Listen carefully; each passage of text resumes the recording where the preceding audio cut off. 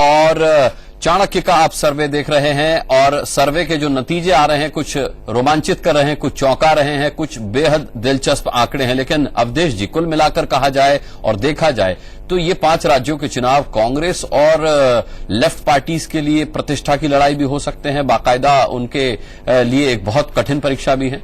देखिए, कांग्रेस के लिए तो असाधारण धक्का है, क्योंकि लोकसभा चुनाव के बाद से बिहार में लालू और नीतीश के कंधे पर भले 27 सीट लिया, लेकिन लगातार वो पराजित हो रहे हैं। इसलिए कांग्रेस को अपनी नीति, अपना नेतृत्व और अपनी रणनीति पर गहराई से पुनर्विचार करने की जरूरत है कि देश की सबसे बड़ी पार्टी आखिर क्यों उसकी ऐसी दुर्दशा हो रही है। वाम मोर्चे की उम्मीद अगर केवल 2 जगह से ही थी, अगर पश्चिम बंगाल में इस बार वापस नहीं आए तो फिर उनके लिए अपने कैडर को अपने साथ रखना और खड़ा करना निहायत कठिन काम होगा, तक ही रह जाएंगे। और ये भारतीय जनता पार्टी के लिए ये प्लस हो जाएगा, क्योंकि उनको संसद चलाने में जो कठिनाई आती है तो संसद में वाम मोर्चे की और कांग्रेस की आक्रामकता घटेगी। चलिए ठीक है, बहुत अच्छा सुंदर आकलन आपने प्रस्तुत किया। हम यहां पर एक छोटे से ब्रेक के लिए रुकेंगे। ब्रेक के बाद भी ये चर्चा जारी है और कुछ और आंकड़े आपके इंतजार में है, दिखाते हैं ब्रेक के बाद।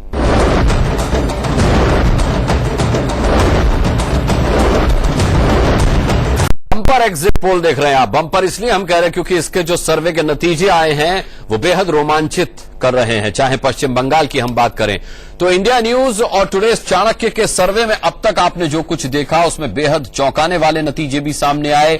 हमने तमाम नतीजों पर चर्चा भी की। अभी तमिलनाडु के नतीजे आने बाकी हैं, केरल भी आपके सामने होगा, लेकिन पश्चिम बंगाल और असम से अब तक क्या कुछ निकल करके सामने आया है जानने के लिए सीधे रुख करते हैं चित्रा के पास। बिल्कुल अनुराग, बार बार हमने साफ कर दिया है कि असम में नरेंद्र मोदी की आंधी एक बार फिर से चली है और बेहतरीन प्रदर्शन यहां पर किया है बीजेपी ने।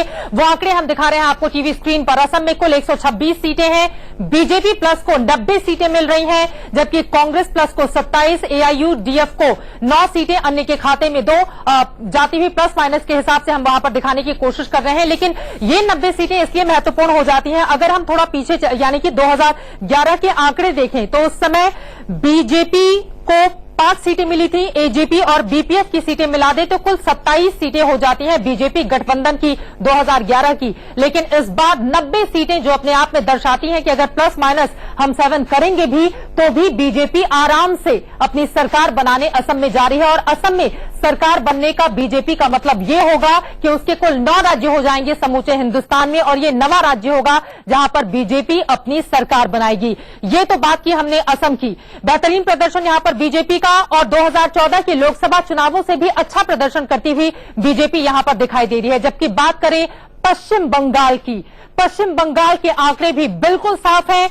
यहां पर 294 में से 210 सीटें टीएमसी यानी कि डीडी के खाते में जाती हुई दिखाई दे रही हैं। इसमें प्लस माइनस आप 14 का कर सकते हैं। 184 सीटें मिली थी 2011 में, यानी कि 184 से भी बेहतर प्रदर्शन करती हुई ममता बनर्जी दिखाई दे रही है।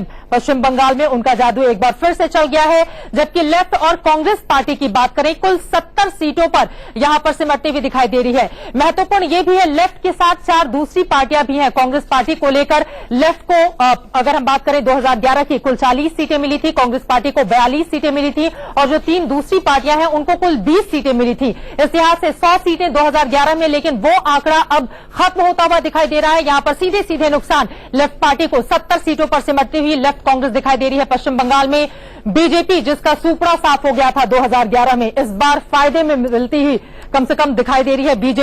बीजेपी को 14 सीटें मिलती हुई, इसमें प्लस माइनस आप 5 का कर सकते हैं, यानी कि 5 सीटें बीजेपी की बढ़ भी सकती हैं। इन 14 में से 5 सीटें घट भी सकती हैं, जबकि अन्य की स्थिति अच्छी नहीं है। 2 सीटें आ भी सकती हैं, नहीं भी आ सकती हैं। कुल मिलाकर अनुराग यही कहना होगा, एक बार फिर से पश्चिम बंगाल में ममता बनर्जी का जादू चल गया है और छप्पर फाड़कर, बिना किसी के सहायता के, बिना किसी मदद के, अकेले अपने बल पर ममता दीदी पश्चिम बंगाल में सरकार बनाने जा रही हैं। बिल्कुल, इस सर्वे के हिसाब से तो ममता दीदी सरकार बनाने जा रही हैं और उधर असम में बीजेपी की सरकार बन रही है। हमारे साथ कुछ नए मेहमान भी जुड़े हैं। मैं चर्चा को आगे बढ़ाने से पहले उनका एक इंट्रोडक्शन करा दूं। बीजेपी से अब हमारे साथ अनिल बलूनी साहब हैं, कांग्रेस से हमारे साथ डॉक्टर अजय कुमार होंगे, हमारे साथ एनके सिंह साहब जुड़े हैं, वरिष्ठ पत्रकार, प्रदीप सिंह हमारे साथ सीनियर जर्नलिस्ट जुड़े हैं, मानस बनर्जी साहब हमारे साथ लगातार बने हुए हैं, और अनुज गुप्ता यहां स्टूडियो में हमारे साथ मौजूद हैं, वरिष्ठ पत्रकार पत्रकार और सेफोलॉजिस्ट।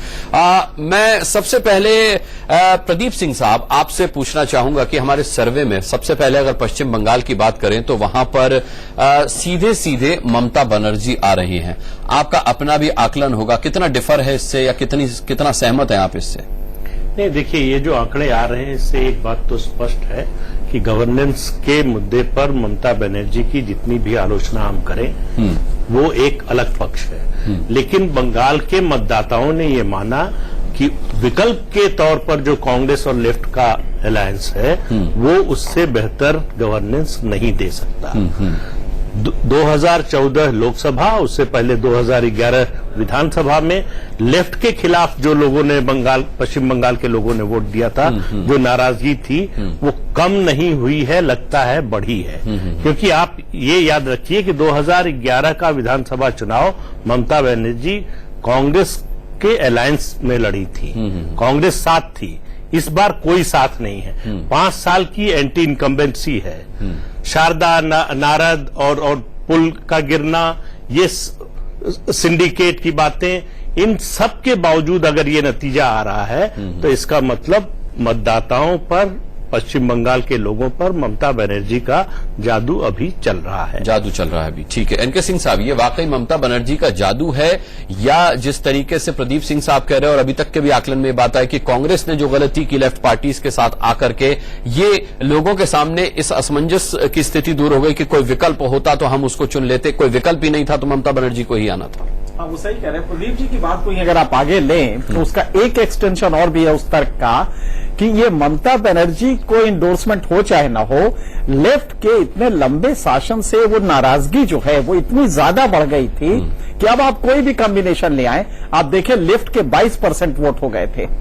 और ममता बनर्जी को आप ताज्जुब करेंगे कि मोदी के उस हवा में 2014 के इलेक्शन में ममता बनर्जी को सिर्फ 3% वोट घटे थे, 39.5% वोट तब भी मिले थे, जबकि असेंबली चुनाव में 42% वोट मिले थे। सिर्फ 2.5% का अंतर था। तो आप समझ सकते हैं कि उस समय ममता बनर्जी प्रधानमंत्री नहीं बनने जा रही थी, फिर भी 39% अगर वोट मिल रहे हैं तो 39.5%, तो इसका मतलब है कि ममता का सपोर्ट बेस काफी, और इसलिए नहीं कि ममता की एक्सेप्टेबिलिटी है गवर्नेंस की वजह से, बल्कि लेफ्ट से इतना डरा हुआ है वहां पे आदमी कि वो वोट नहीं दे रहा है लेफ्ट को।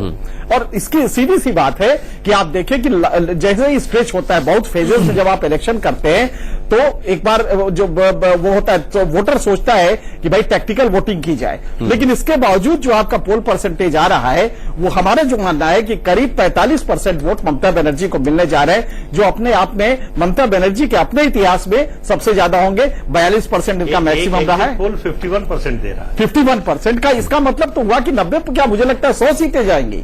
अगर ये स्थिति रही 51% का मतलब 100 सीटें मिल सकती हैं। तो मुझे लगता है कि ममता बनर्जी 2/3 से आ रही हैं और कतई कोई दिक्कत नहीं है। हाँ, एक ही चीज है कि इसमें जो लॉन्ग स्ट्रेच फेज रहा है उसमें मुस्लिम्स अचानक टैक्टिकल वोटिंग में आ गए थे अर्बन एरियाज में, लेकिन उसका बहुत महत्व है नहीं। कुल मिला के ममता बनर्जी जीत रही है, और जीतने के पीछे उनका गवर्नेंस उतना, क्योंकि श्रद्धा स्कीम इन्हीं के टाइम में हुआ था, तमाम स्कीम्स रहे, आपने देखा पैसे लोगों ने पैसे इनके लोगों ने दिया, लेकिन इसके बावजूद अगर वो वोट दे रहा है तो सिर्फ इसलिए कि नहीं, वो जो उसका 30 साल का शासन कम्युनिस्टों का देखा था उससे अब वो डरता है और अब उसको वो नहीं चाहता है कि दोबारा आए। पैसे जो लोगों ने दिया वो टीवी में दिखा है ना, गांव-गांव में 60% गांव है, उसमें कहाँ टीवी दिखता है, वहाँ पे कितने गांव में टीवी है, कितने गांव का असर नहीं पड़ा है। बिल्कुल, गांव में असर नहीं पड़ा, शहर में हुआ असर, गांव में कोई असर नहीं पड़ा है। नहीं, लेकिन उसके अलावा ये भी है कि देखिए करप्शन पर असर तब पड़ता है जब जो वैकल्पिक पार्टी है या गठबंधन है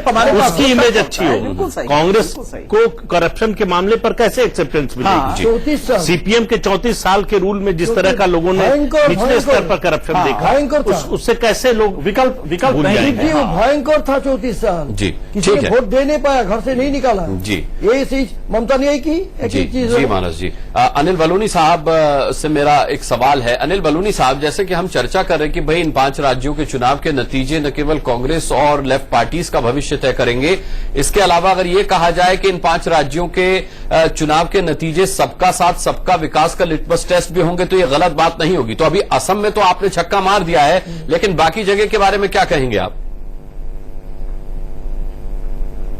देखिए अनुराग जी, जिस तरह से सारे एग्जिट पोल हम लोग देख रहे हैं, अगर इनका कोई एक इससे अर्थ निकाला जाए तो इसका है एडवांटेज बीजेपी। बीजेपी को हर जगह लाभ दिख रहा है। देखिए असम के अंदर हम लोग पूर्ण बहुमत की सरकार बनाने जा रहे हैं। कांग्रेस के 15 साल के शासन को हमने उखाड़ फेंका। जो लोग सब सवालिया चिन्ह लगा रहे थे वो सब खत्म हो गए और आज सारे एग्जिट पोल दिखा रहे हैं कि भारतीय जनता पार्टी तरुण गोगोई की सरकार को, सोनिया गांधी की पार्टी की सरकार को वहां से बिल्कुल हटाने के लिए तैयार हो गया। पहली बात। दूसरा, आप देखिए पश्चिम बंगाल में जो आपके चैनल पे भी मैं सामने देख रहा हूं, भारतीय जनता पार्टी बड़ी ताकत बन के उभर रही है। भारतीय जनता, हम स्वीकार करते हैं, मैं साहब को इसे कहना भी चाहता हूं कि हम वहां पर सरकार बनाने की हालत में नहीं थे, लेकिन हमने वहां अपना कैडर तैयार किया, हमने गांव में अपना कार्यकर्ता तैयार किया।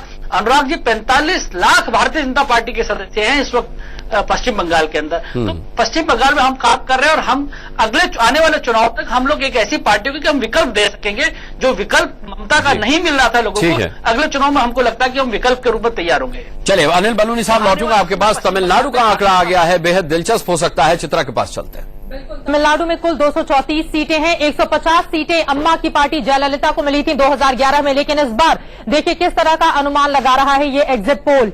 AIADMK 90 सीटों पर यहां पर सिमटती हुई दिखाई दे रही है, प्लस माइनस 9 का आप कर सकते हैं, जबकि DMK 140 सीटों पर, और ये आंकड़ा सबसे ज्यादा हैरान करता है। माना यही जा रहा था और इस तरह के कयास लगातार राजनीतिक पंडित लगा रहे थे कि एक बार फिर से जयललिता वहां पर अपनी सरकार बनाएंगी, लेकिन एग्जिट पोल ये कहता है कि 140 सीटें DMK को मिलती हुई दिखाई दे रही हैं। आप प्लस माइनस यहां पर 11 का कर सकते हैं, जबकि PWF को 4 सीटें प्लस माइनस 2 का, कुल मिलाकर यहां पर अम्मा को नुकसान होता दिखाई दे रहा है। कई योजनाएं भी उनकी ओर से चलाई गई, उसका बढ़ा चढ़ाकर प्रचार प्रसार भी किया गया, लेकिन उसका कोई फायदा मिलता हुआ दिखाई नहीं दे रहा है। 2011 में जिस जयललिता की पार्टी ने 150 सीटों पर कब्जा किया था, उस जयललिता की पार्टी 2016 में 90 पर आकर सिमट जाती है, जबकि 2014 के हिसाब से भी हम देखें, जब मोदी की लहर थी, उस वक्त भी जयललिता ने बेहतरीन प्रदर्शन किया था और कुल 39 में से 37 सीटें अम्मा की पार्टी को लोकसभा में मिली थी, लेकिन सीधे सीधे 2 साल के बाद उनकी पार्टी को यहां पर नुकसान होता हुआ दिखाई दे रहा है। जबकि DMK को 28 सीटें मिली थी, DMK को सिर्फ 28 सीटें मिली थी 2011 विधानसभा चुनावों में, लेकिन यहां पर देखिए DMK का तमाम वो मुद्दा जिसको लेकर वो भ्रष्टाचार के आरोप गंभीर लगे, इसके अलावा और भी कई मुद्दे थे जिसमें करुणानिधि की पार्टी घिरी हुई थी, लेकिन उसका ज्यादा असर होता हुआ दिखाई नहीं दे रहा है। और यहां पर ऐसा लग रहा है कि AIADMK अपनी सरकार नहीं बना पाएगी, जबकि DMK अपनी सरकार बनाने के लिए जा रही है। और वोट शेयर की अगर हम बात कर लें, अम्मा की पार्टी को 38%, जबकि आपको बता दें कि वोट परसेंटेज तकरीबन इतना ही रहा था 2011 में भी। DMK की बात करें तो DMK को उस समय 31.69% वोट मिले थे, जबकि इस बार 44% अनुमान इस एग्जिट पोल के हिसाब से लगाया जा रहा है, जबकि PWF 18%। हालांकि 18% सीटों में उस तरह से कन्वर्ट नहीं हो रहा है, क्योंकि हमने बताया 4 सीटें मिल सकती हैं, जिनमें से 2 प्लस माइनस हो सकता है, लेकिन यहां पर देखिए DMK के लिए सबसे बेहतरीन स्थिति। और अगर इस आंकड़े को देखें तो ऐसा लग रहा है कि PWF ने सबसे ज्यादा नुकसान पहुंचाया है अम्मा की पार्टी को।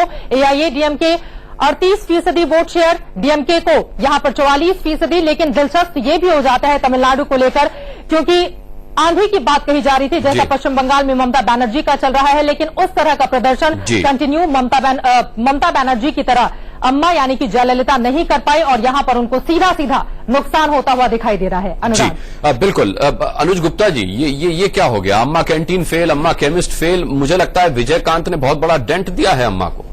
जी हाँ, बिल्कुल। यदि नतीजे इस तरह के निकलते हैं तो मुफ्त में बांटने से चुनाव जीतेंगे, ये फॉर्मूला तो फेल मान लिया जाएगा। पिछले 10-12 दिनों से जो बड़े नेता अन्य दलों के वहां प्रचार करके आ रहे थे, संसद भवन में मिलते थे, और वो इसी तरफ इशारा कर रहे थे कि जितनी अच्छी हवा लग रही थी लोकसभा चुनाव के बाद से, लोग मान के चल रहे थे कि अम्मा का आना तो तय है। तो पिछले 15-20 दिनों के अंदर हवा में काफी बदलाव लोगों ने महसूस किया।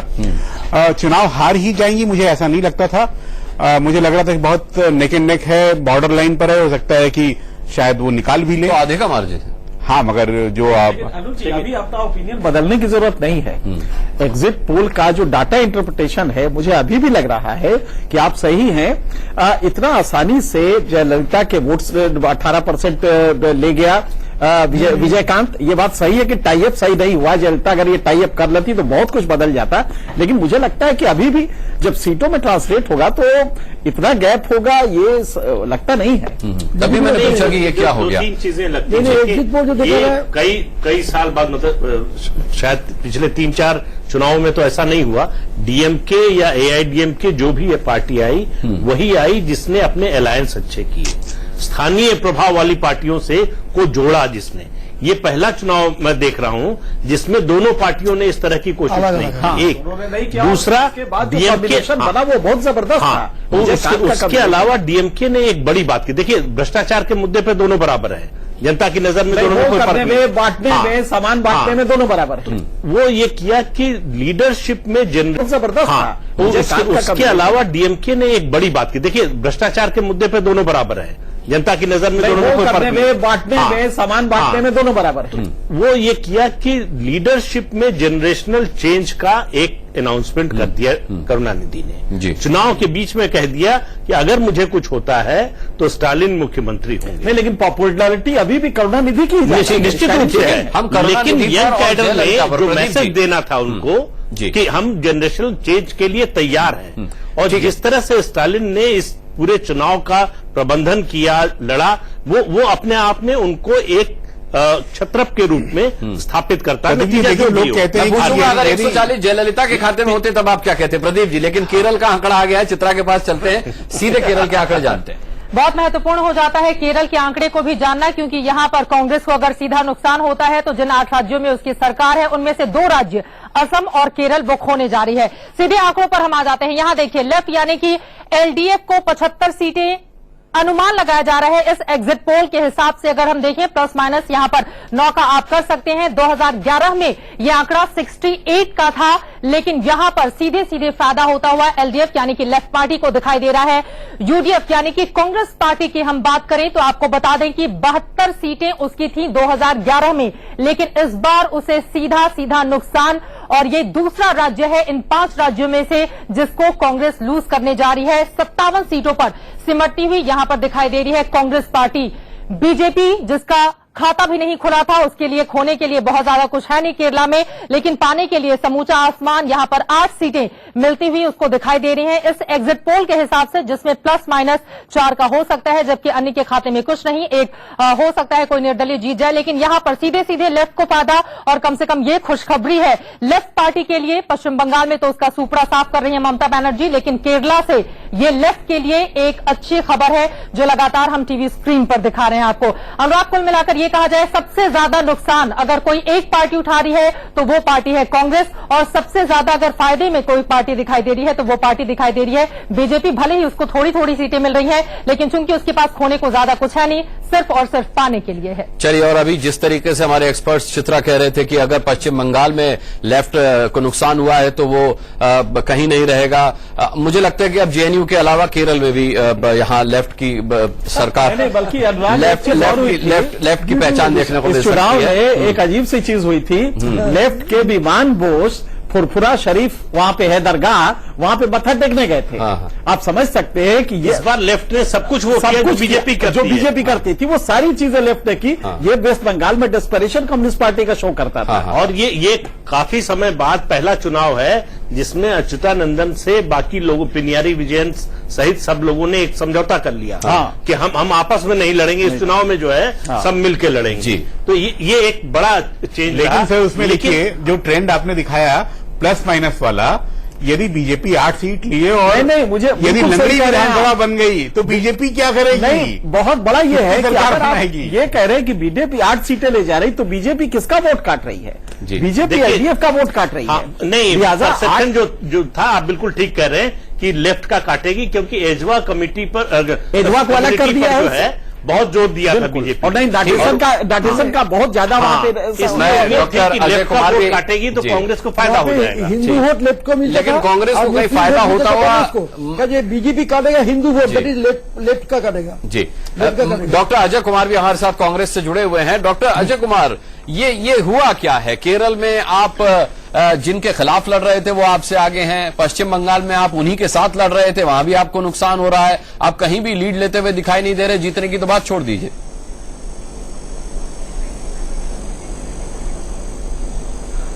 देखिए अनुराग जी, अगर आप आंकड़े को जिस तरह से मैं एक एक प्रदेशवार चलता हूं, असम अगर आप देख लीजिएगा कि हमको जो अलग अलग सी वोटर हो या एक और चैनल के जी एग्जिट पोल के मुताबिक असम में भी जो है लड़ाई काफी क्लोज लड़ाई है। कहाँ तो क्लोज लड़ाई है सर? कहाँ किसको क्लोज मान रहे हैं? कैसे क्लोज मान रहे हैं? मुझे तो लगता है कि 19 तारीख तक तो कैसी बातें कर रहे हैं अजय जी? अजय जी 80 और 27 क्लोज होता है क्या? अजय जी 80 और 27 क्लोज होता है क्या? एक मिनट नहीं, क्योंकि आपकी सर्वे, हमारे पास जो अगर सी वोटर की सर्वे और न्यूज नेशन अलग अलग सर्वे देख लीजिएगा, इस बार के एग्जिट पोल में कोई 220 दे रहे हैं टीएमसी, मतलब जहां आपका फायदा हो रहा है आप उनका सर्वे मानेंगे? 50 दे रहे हैं। जहां आपका फायदा दिख रहा है आप उन्हीं का सर्वे मानेंगे? मेरे सर्वे भी चर्चा कर लीजिए। मेरे सर्वे में तो 27, मेरे सर्वे में तो प्लस माइनस 7 के साथ 27 पर है। चलिए आपकी खुशी के लिए कह देता हूँ +7 हो जाएगा। असम में ठीक है, लोकसभा में कितना सीट मिला है? कुछ भी नहीं मिला है। आप एक सीट मिला, बाकी सब ले लिया तो बीजेपी बुलाया तो थोड़ा सा नहीं, मैं आपको पूरा समय दूंगा। आपको शिकायत नहीं रहेगी, पूरा समय दूंगा। मैं ये कह रहा हूँ माना जी, आप ही बोलिए सर। नहीं, मैं ये कह रहा हूं कि असम में जिस तरीके से 27 हम दिखा रहे हैं उसमें प्लस माइनस 7 भी है। चलिए मैं +7 कर देता हूं, 34 हो गई, तब भी क्लोज फाइट नहीं है 80 के साथ। ये तो पवन सिंह का हो गया था सबसे बड़ा। बोल लेने दीजिए अजय जी को बोल। और मैं तो इसीलिए मैं बोल रहा हूं कि 19 तारीख को अनिल जी 2 मिनट, 19 तारीख को जब अब हम लोग फिर से बैठेंगे तो हो सकता है कि आपको जो है आपके आंकड़े गलत साबित हो जाए। 19 तारीख तक तो इंतजार कीजिए। हम लोग को जो रिपोर्ट है असम में, वो जो है हंग असेंबली की तरफ जा रहा है, या तो हम लोग 19 का तो अभी कोई आंकड़े सामने नहीं है ना। आज का कम से कम ये आंकड़ा तो है, सर्वे के आधार पर ही सही, लेकिन एक अनुमानित आंकड़ा तो सामने आया। इस पर तो कुछ बोलिए। अरे तो बाकी सोने दीजिए, बाकी सर्वे को तो आप इनकार कर लेंगे क्या? बाकी सर्वे नहीं तो क्या मैं कहूँ? मैं क्या मानूं? असम में सरकार बना रहे हैं आप? अच्छा मान लीजिए असम में सरकार बना रहे हैं आप? आपके अरे आपका सर्वे क्या बोलता है? मुस्कान जी, पहली बात यह है कि अगर आप थोड़ा सा संयम रखिए। पहली बात हमको बात तो रखने दीजिए। हमारा ये कहना है कि हमारे मुताबिक असम में फाइट क्लोज है। हम 19 तारीख तक इंतजार कर लेंगे। बंगाल में जो अलग अलग सर्वे के जो रिपोर्ट्स आ रहे हैं, कोई कहता है ममता बनर्जी को 160 मिल रहा है, कोई कहता है 220 मिल रहा है। हमारे आंकड़े बोलते हैं कि जो जिस तरह से हमको जो समझ में आ रहा है ये आंकड़े, लेफ्ट और कांग्रेस का जो अलायंस है 125 के आसपास है, जो हम लोग को जो सर्वे के मुताबिक हम देख रहे हैं। डीएमके और कांग्रेस का गठबंधन तमिलनाडु में अच्छी कर रही है। जहां तक केरला की बात है, ये समझ में इसलिए नहीं आ रही, अगर बीजेपी अच्छी परफॉर्मेंस अच्छा रहता है तब तो एलडीएफ को नुकसान होना चाहिए था। तो इसीलिए मेरा ये कहना है कि केरला में जिस तरह से बाकी जो रिपोर्ट्स आ रहे हैं कि एलडीएफ के ऊपर थोड़ा सा अगर हल्का एडवांटेज भी है, तो ये फ्लाइट क्लोज है। और आपके सर्वे के मुताबिक अगर बीजेपी इतनी अच्छी कर रही है, आप बोले कि 0 से 8 तक, फिर तो जो है वो आंकड़े, क्योंकि फिर सबसे ज्यादा नुकसान तो बीजेपी का परफॉर्मेंस इस केरला के चुनाव में तो एलडीएफ के ऊपर पड़ना था। कितनी सीटें असम में? चलिए बताइए। असम में सरकार बना रहे हैं आप? क्या मान्यता है? 19 तारीख को आपकी बाइट चलाऊंगा मैं। इस असम में 19 तारीख को तो जरूर इनवाइट कर लीजिएगा और आप और हम लोग बैठेंगे इसके लिए। 40 और 45 के बीच में, मुझे लगता है कि 40 और 45 के बीच में आराम से जीत जाएगी कांग्रेस में मिनिमम। तो भी सरकार थोड़ी बनेगी मिनिमम हो सकता है उससे ऊपर हो। तो कितनी बड़ी बात है सर? देखिए कॉन्फिडेंस तो कहना आपके हाथ से। अरे अजय जी जब बोलना था तो बोलते बहुमत की बात कम से कम। इतना भी हिम्मत नहीं है कि बहुमत तक पहुंच पाए, कल्पना भी नहीं है।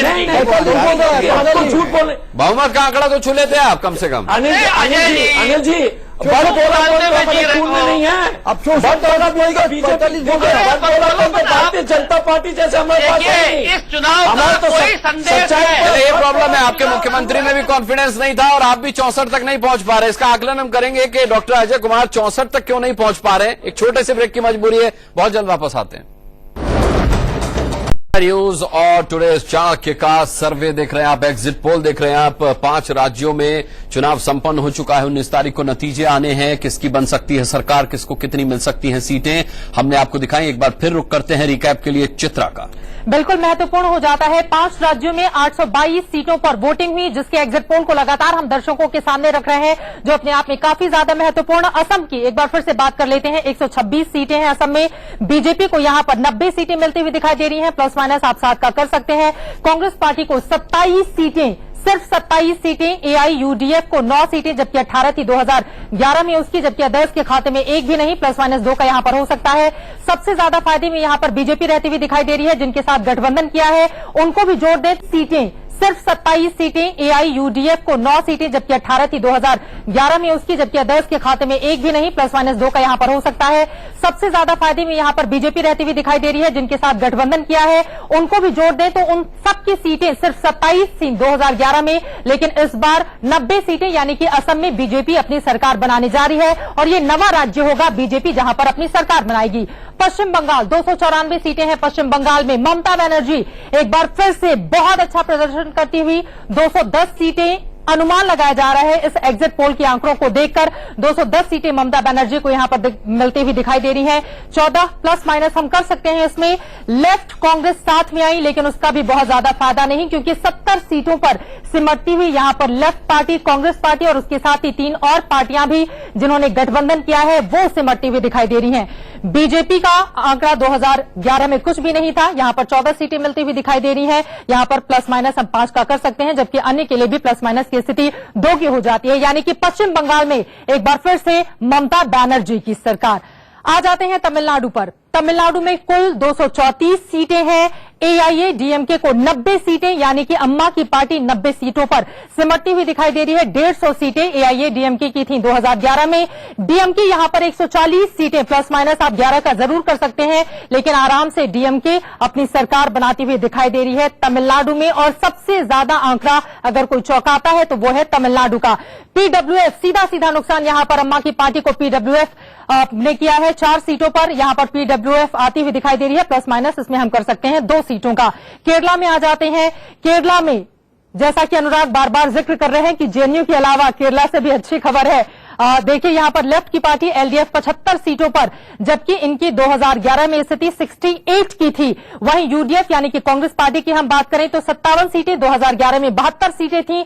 बीजेपी के पास कुछ नहीं था 2011 में, इस बार 8 सीटों पर ±4 का जरूर हो सकता है। हालांकि सोमालिया वाला जो बयान था प्रधानमंत्री की ओर से जो दिया गया था केरला में जाकर, उसका नुकसान बीजेपी को जरूर हुआ है, इस तरह के कयास लगाए जा रहे हैं। और यहां पर देखिए अन्य के खाते में ±1 हम कर सकते हैं, लेकिन यहां पर सीधे सीधे लेफ्ट के लिए अच्छी खबर है, कम से कम केरला से, यानी कि लेफ्ट पार्टी अपनी सरकार केरला में बनाने जा रही है।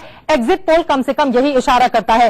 और अनुराग महत्वपूर्ण ये भी है, अगर जिन 4 राज्यों की हम बात कर रहे हैं उन 4 राज्यों में अगर हम देखें तो सबसे ज्यादा अगर कोई आंकड़ा चौंका रहा है तो वो चौंकाने वाला आंकड़ा तमिलनाडु को लेकर है, क्योंकि बहुत सारी योजनाएं ममता बनर्जी माफ कीजिएगा अम्मा की ओर से चलाई गई, लेकिन ममता बनर्जी का जो प्रदर्शन पश्चिम बंगाल में है उस तरह का प्रदर्शन जयललिता तमिलनाडु में नहीं कर पाई। आपको क्या बातें समझ में आती हैं? जाहिर सी बात है ये आंकड़ा बेहद चौंकाने वाला आंकड़ा जरूर है, लेकिन जिस तरीके का जादू फिल्मी दुनिया से आकर के विजयकांत ने चलाया है वहां पर, वहां की राजनीति में लग ये रहा था कि विजय फैक्टर उनके लिए काम कर जाएगा चित्रा, लेकिन मुझे लगता है कि विजय फैक्टर विजयकांत के लिए काम करने से ज्यादा डीएमके के लिए काम कर गया, क्योंकि उसने सीधे सीधे नुकसान पहुंचाया अम्मा को। आपने सही कहा कि अम्मा ने बहुत सारी स्कीम्स वहां पर चलाई, अम्मा की कैंटीन चलती है, कहते कि उंगलियां चाट लेते लोग खाने के बाद, वहां पर अम्मा का केमिस्ट चलता है गरीबों के लिए, वहां पर बड़ी सुविधाएं हैं, बड़ी सस्ते दर पर दवाएं मिलती हैं, फ्री में दवाएं मिलती हैं। बावजूद इसके आखिर क्या रहा जो इतना बड़ा गैप आ गया,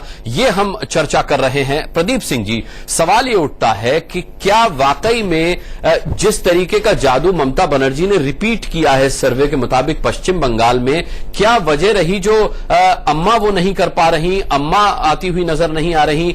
एक उम्मीद विजयकांत से भी थी, लेकिन विजयकांत ने अम्मा को नुकसान पहुंचाने के अलावा वहां कुछ काम नहीं किया। नहीं, देखिए अनुराग जी, जो बुनियादी फर्क है पश्चिम बंगाल और तमिलनाडु में, पश्चिम बंगाल में ममता बनर्जी का विकल्प लोगों को नजर नहीं आया।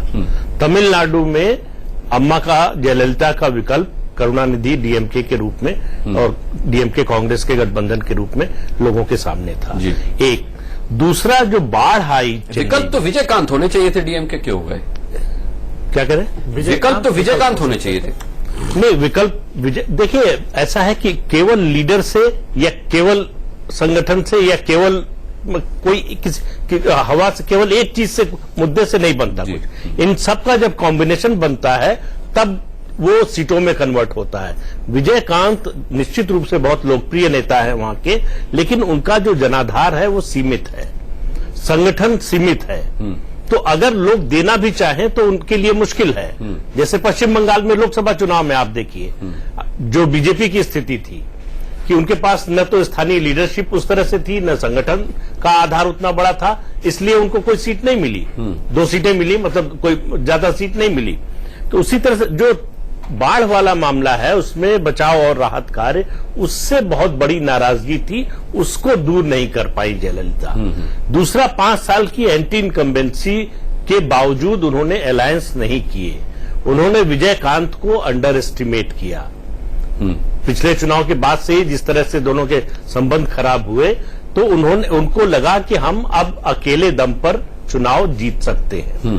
तो ऐसा जो उन्होंने चुनाव के समय घोषणाएं की, फ्रीबीज की, तो देखिए जो पार्टी सत्ता में होती है वो जब ये आश्वासन देती है कि हम फिर आएंगे तो ऐसा करेंगे, तो लोगों को कम भरोसा होता है। जो विपक्ष में होता है उसकी बात पर थोड़ा भरोसा लोगों को ज्यादा होता है तुलनात्मक रूप से। तो इसका भी नुकसान उनको हुआ। फिर लोगों के मन में सवाल होता है कि आप 5 साल थे तो ये सब क्यों नहीं किया जो आज करने की बात कर रहे हैं। तो कुल मिलाकर एक नई लीडरशिप का उभार या जनरेशनल चेंज लीडरशिप में कांग्रेस से अलायंस जो लास्ट मिनट पर हुआ डीएमके के लिए फायदेमंद हुआ। विजयकांत का अलग फ्रंट बनाना भी डीएमके के लिए फायदेमंद हुआ। जयललिता के खिलाफ एंटी इनकम्बेंसी के अलावा बाढ़ का मामला, उसके अलावा कोई ठीक ठाक अलायंस ना होना, जी ये कई चीजें हैं जो उनके खिलाफ हैं। एनके सिंह साहब। हाँ, नहीं, मुझे लग रहा है कि देखिए टेक्निकल एरर्स होते हैं। बीजेपी ने कि देखिए इतने बड़ी पार्टी और उसको सॉलिड 36.5% वोट लोकसभा में मिले थे, इसके बावजूद वो असम में एजीपी से अलायंस करती है, जबकि उसके सिर्फ 3.8% वोट है। ये माइनर अलायंस बहुत बेटर करते हैं विनेबिलिटी के लिए जब सीटों में कन्वर्ट करना होता है। तो असम में बीजेपी अगर इतना टैक्टफुल हो सकती है, बोडोलैंड से करती है, और आप देखें कि आज टैली कहा जा रहा है, तो ये जयललिता को शायद ओवर कॉन्फिडेंस में अदरवाइज विजयकांत से समझौता करना, हालांकि बाद में शरद कुमार से किया उन्होंने, लेकिन विजयकांत से समझौता न करना या वाइको से न करना एक हिमालयन ब्लंडर था जो जयललिता ने किया। लेकिन मुझे आज अभी भी सीट के कन्वर्ट करने में थोड़ा बहुत साइकोलॉजी जितनी मैं जानता हूं, मुझे अभी भी लग रहा है कि जयललिता का इतना गैप नहीं होगा जितना कि मान रहे हैं आप। मुझे लग रहा है कि ये नेक एंड नेक ही होगा। और इसमें बहुत मुझे लग नहीं रहा है कि ये सीटों में कन्वर्जन जो किया है चाणक्य आपके उन्होंने, उस सीटों के कन्वर्जन में मुझे डाउट है। पोल परसेंटेज इतना है कि सीटों में कन्वर्ट होकर इतना बड़ा गैप हो जाए, मुझे अभी भी डाउट लग रहा है। मानस जी, क्या आप भी? मेरा भी लगता है इतना गैप नहीं होना चाहिए, इतना गैप नहीं होगा लगता है। जैसे आपने बोला नेक टू नेक वैसे ही होगा।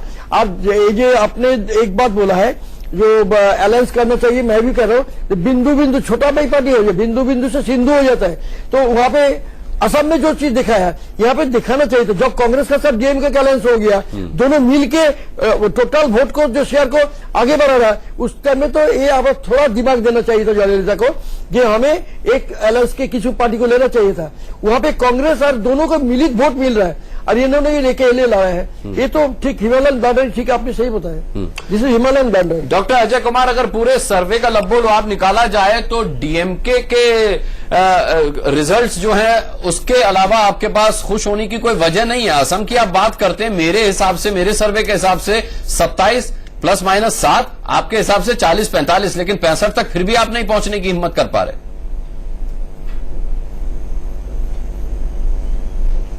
नहीं, देखिए अनुराग जी, मैंने जब असम का मैंने कहा कि कम से कम 45, क्योंकि बड़बोलापन की आदत नहीं है।